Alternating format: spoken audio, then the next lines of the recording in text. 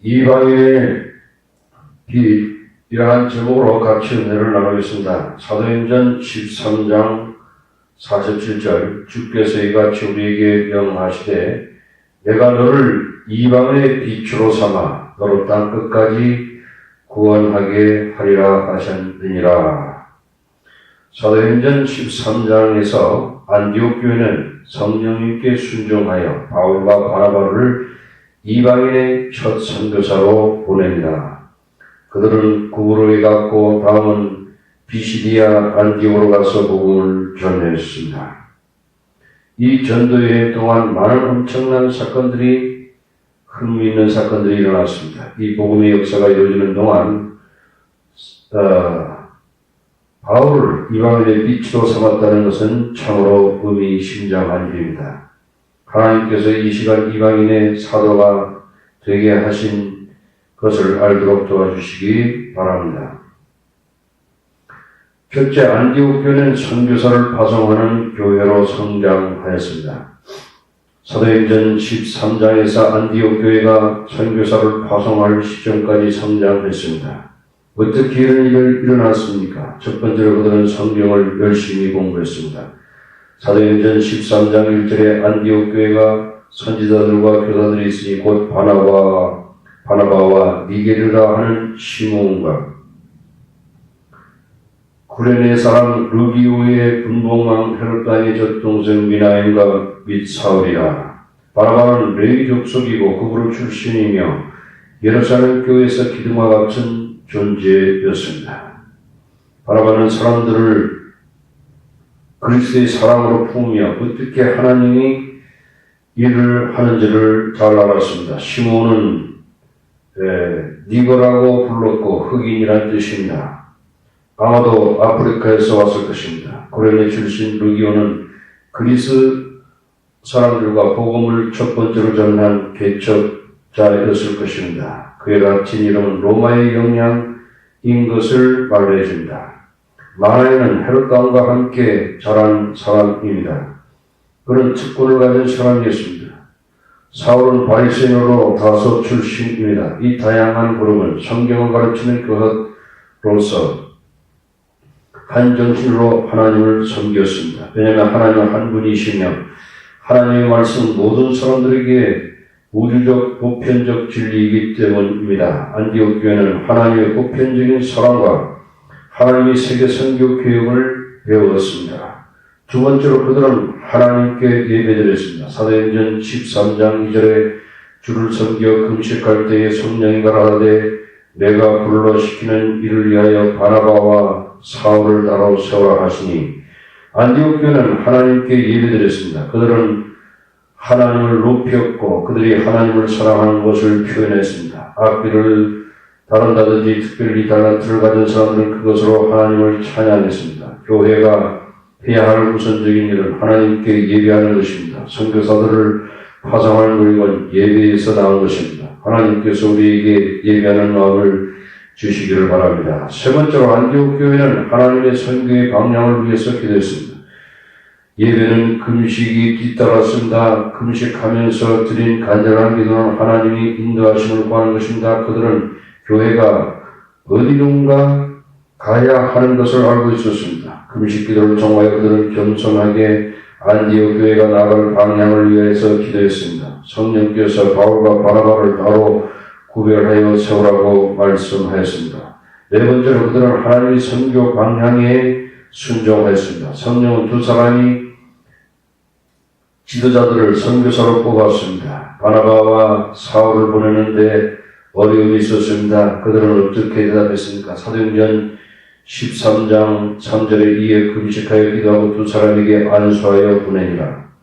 그들은 성령께 기도하면서 직시로 순종하였습니다. 우리가 알아야 할 것은 하나님께서 최고의 사람을 세계 선교사로 보내기를 원하고 그들이 인도에 순종하기를 원하고 있는 것입니다. 두 번째, 성령은 선교 지도자로 바울을 세웠습니다. 4절을 보면 바나바와 바울은 성령에 주어진 그들의 길을 갔습니다. 구부로 섬에 있는 살라미에 도착했습니다.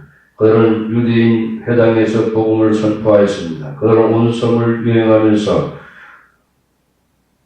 바보라는 곳에 도착했습니다. 그 지방 총독인 서기오 바울이 있었습니다. 서기오 바울은 하나님 말씀을 듣고 싶어하는 사람이었습니다. 이것은 그곳에 사역을 위한 문이 열린 것입니다. 그러나 반대하는 사람도 있었습니다.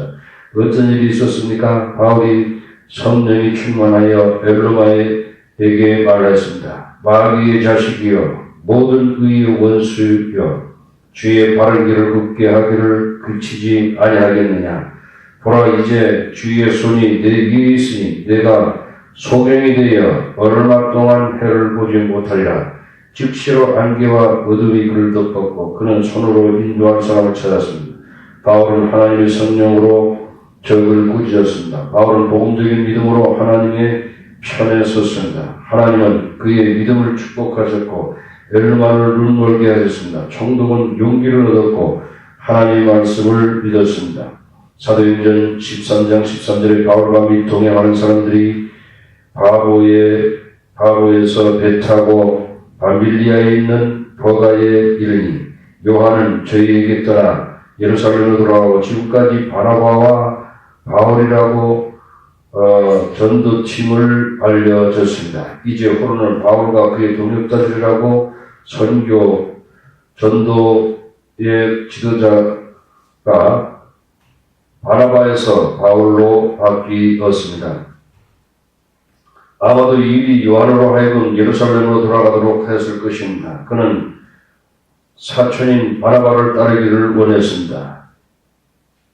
그러나 아마도 바울이 자주 다루는 것에 놀랐을 것입니다. 선교팀에 있어서 이런 일은 고통이었습니다. 어쨌든 그는 비시디아 안디옥에 있는 수리아야와 안디옥에 혼동하지 않기를 바랍니다. 도착하였습니다. 우리는 선교사의 일은 마귀와의 영적인 전투라는 것을 알아야 합니다. 인도자는 복음적인 믿음으로 하나님 편에 굳게 서야 하는 것입니다. 셋째, 비시디아 안독에서의 바울의 메시지입니다. 안식일에 바울과 바나바는 회당에 들어가서 앉았습니다. 율법사와 선지자의 글을 읽기 시작한 후에 회당장은 말했습니다. 형제들아, 사람들에게 격려할 메시지가 있으면 말해달라고 말하였습니다. 바울은 복음을 전할 기회를 포착하였습니다. 그리고 일어섰습니다. 손짓으로 말했다고 하고 말하기도 시작했습니다. 바울은 특히 하나님의 역사에 예리한 감각이 있었고 분명한 복음의 메시지를 전했습니다. 우리는 여기서 세 가지 역점을 알 수 있습니다. 첫 번째로 하나님은 세상의 구주를 다윗의 혈통에서 보냈습니다. 바울은 이스라엘 역사를 요약하여 설명합니다. 구주를 보내겠다는 다윗과 한 약속에서 완결되는 것입니다. 하나님은 여러 번 이스라엘 역사에 개입하여서 다윗과 약속을 성취하려고 하였습니다. 이집트에서의 이스라엘의 상황은 노예들로 매우 어려웠습니다. 그러나 하나님께서 그들로 번성케 하였습니다. 하나님께서는 강력한 기적을 통해서 그들을 해방시킨 후에 하나님은 이스라엘 백성을 광야에서 40년 동안 지나도록 하였습니다. 이스라엘 족속들은 자신들이 전적으로 타락한 존재인 것이 드러났습니다. 그러나 거룩하시고 의로우신 하나님은 60만 명의 그들이 가족들의 행실이 좋지 않는 것을 참으셨습니다. 하나님은 그의 거룩한 성품을 드러내셨습니다. 하나님은 다음과 같이 전에 대해서 말했습니다. 출애굽기 34장 6절에 여호와께서 그의 앞으로 지나시며 반포하시되 여호와라 자비롭고 은혜롭고 노하기를 더디하시고 인자와 진실이 많은 하나님과 인자를 천대까지 베푸느며 악과 과실과 죄를 용서하니 형벌받을 자는 결단코 멸시하지 않고 아비의 악을 자손 3, 4대까지 보응하리라. 하나님의 은혜로 그들은 약속한 땅을 정복할 수 있습니다. 그러나 그들은 약속의 땅에 살면서 그들의 행동은 덜 나빴습니다. 그들은 항상 죄 가운데 빠졌고 하나님을 슬프게 하였습니다. 그러나 하나님은 그들을 도왔습니다. 하나님께서 그들에게 사사를 주어서 적으로부터 구출을 하도록 하셨습니다. 마침내 그들을 인도할 왕을 하나님께 구했습니다. 하나님께서 그들에게 사울 왕을 주셨습니다. 바울은 사울 왕의 나쁜 면을 이야기하지 않았습니다. 아마도 그가 사울에서 이름이 나왔기 때문일 것입니다. 바울은 단순히 그의 교만과 불순종 때문에 왕을 다른 사람에게 주었다고 말하였습니다. 그런 다음 하나님께서 다윗을 왕으로 그들에게 주셨습니다. 다윗은 하나님이 마음에 드는 사람이었습니다. 다윗은 무슨 일을 하든지 하나님을 기쁘시게 하는 것을 좋아했습니다. 블레셋 거인 골리앗이 쳐들어왔을 때 온 이스라엘 두려움에 떨었습니다. 그러나 다윗은 하나님이 사랑하는 마음으로 분노가 불타올랐습니다. 다윗은 결투에서 골리앗을 쓰러뜨렸습니다. 다윗은 광야에서 하나님의 거룩한 훈련을 고통스럽게 받았습니다. 왕이 된 후에 다윗은 이스라엘 백성의 적과 싸웠고 그 나라를 해방시켰습니다. 왕으로 다윗은 그를 반대하는 사람들을 파멸시키지 않았습니다. 나라를 단합시키기 위해서 그들을 허용하였습니다. 다윗이 하는 일에 하나님은 기뻐하셨습니다. 그의 혈통에서 하나님은 메시아를 보내셨습니다. 하나님이 약속하신 대로 예수님은 이 땅에 오셨습니다. 예수님은 세상의 구주이십니다. 두 번째로 하나님은 예수님이 고난당하시고 죽으시고 죽음에서 부활시키기 위해서 보내셨습니다.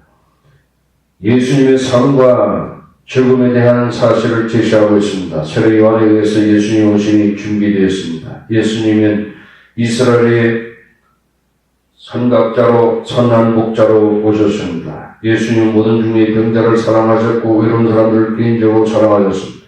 예수님은 문득병자를 고쳐주셨고 사회생활을 회복시켜 주었습니다. 예수님은 눈먼 사람의 소리를 들었고 시력을 회복시켜 주었습니다. 예수님은 길거리 여인의 귀신 들린 것을 쫓아주었고 거룩한 기도의 어머니로 만들어졌습니다. 예수는 선지자들이 예언한 것을 성취한 바로 그 메시아입니다. 그러나 예루살렘에 사는 사람들은 지도자를 예수님이 누구인지 알지 못했습니다. 고소도 하지 않고 그들은 예수님을 정죄하고 십자가에 처형하고 말았습니다.